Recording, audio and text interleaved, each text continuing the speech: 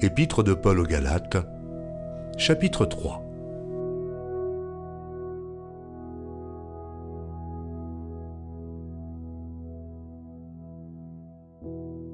Aux Galates dépourvus de sens.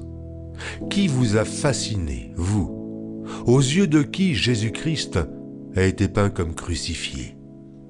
Voici seulement ce que je veux apprendre de vous. Est-ce par les œuvres de la loi que vous avez reçu l'Esprit, ou par la prédication de la foi?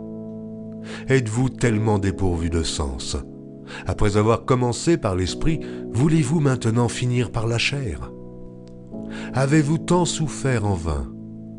Si toutefois c'est en vain, celui qui vous accorde l'Esprit et qui opère des miracles parmi vous, le fait-il donc par les œuvres de la loi ou par la prédication de la foi?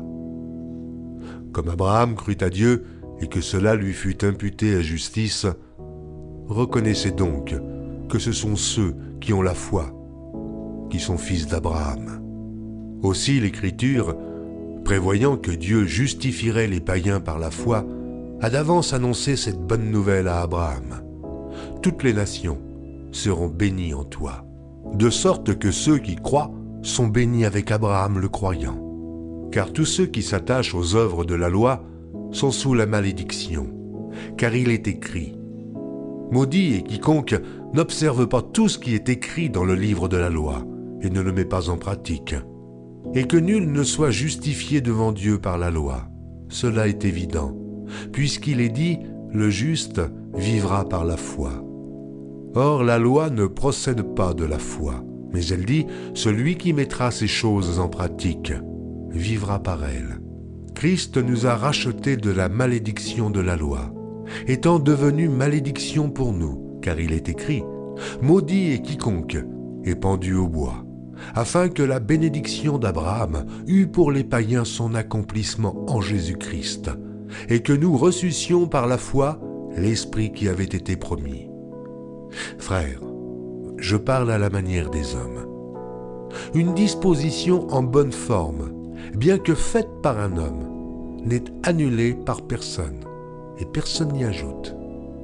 Or les promesses ont été faites à Abraham et à sa postérité.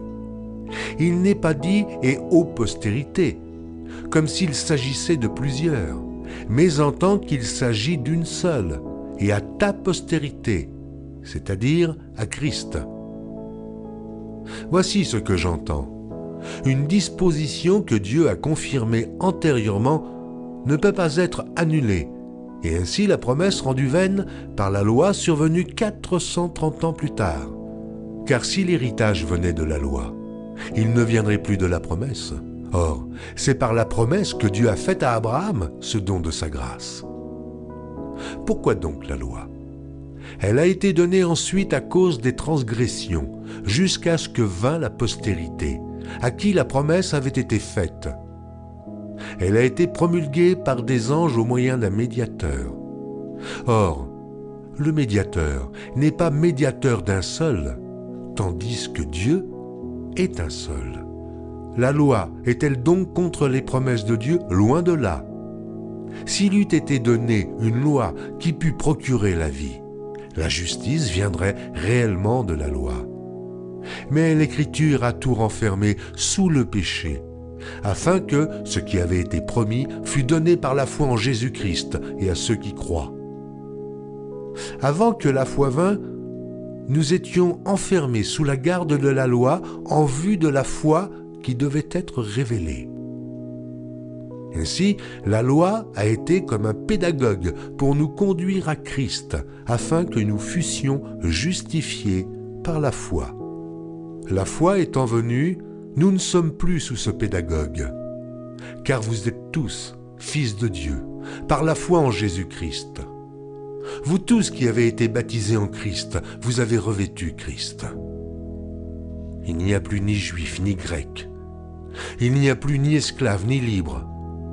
Il n'y a plus ni homme ni femme, car tous, vous êtes un en Jésus-Christ.